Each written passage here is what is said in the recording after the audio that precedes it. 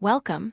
Today we are exploring a critical concept in statistics and scientific research called blinding.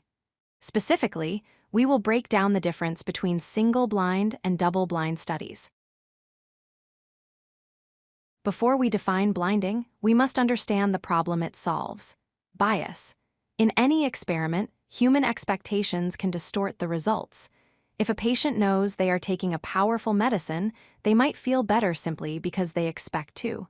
This is not scientific proof. This is where blinding comes in.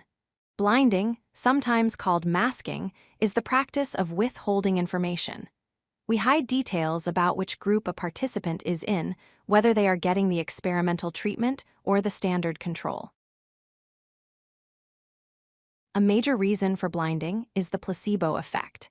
This is a fascinating phenomenon where a person's condition improves just because they believe they are being treated, even if they are given a sugar pill with no medicine in it.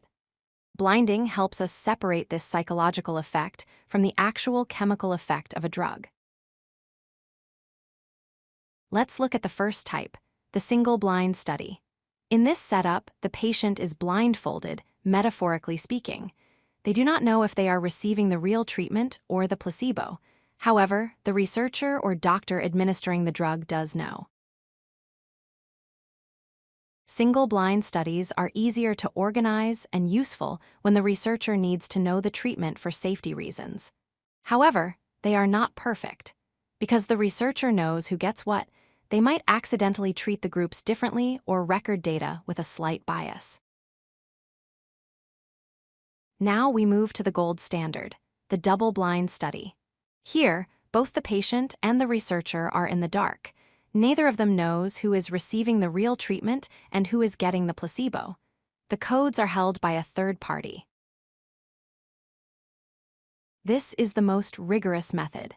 It eliminates the placebo effect for the patient and the experimenter bias for the researcher. While it is more expensive and complex to set up, it produces the most reliable objective data.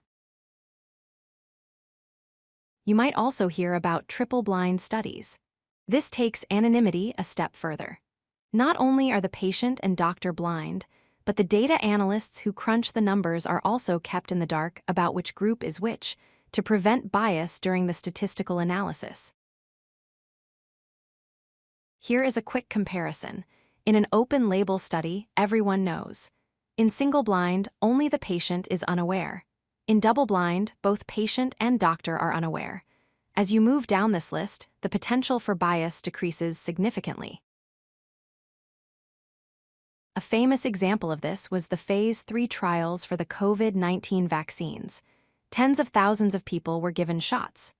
Half got the vaccine, half got salt water. Because it was double-blind, the researchers could be certain that the lower infection rates in the vaccine group were real and not just a result of behavior changes. In conclusion, blinding is not about keeping secrets. It is about revealing the truth. By removing human expectation from the equation, we ensure that science remains objective and reliable. If you like this video, hit that like button and don't forget to subscribe. Visit codelucky.com for more such useful content.